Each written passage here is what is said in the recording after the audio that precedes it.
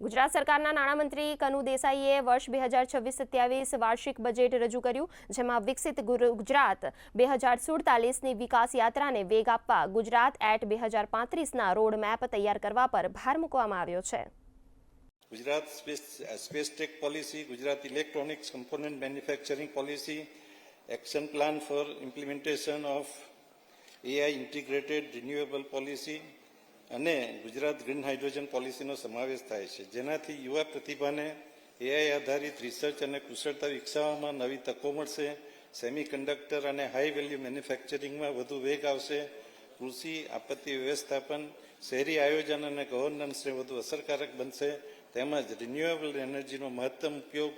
કરી કાર્બન ઉત્સર્જનમાં ઘટાડો થશે, જે ગુજરાતને આત્મનિર્ભર ભારત અને વિકસિત ગુજરાત 2047ના લક્ષ્યને સાકાર કરવા મદદરૂપ બનશે.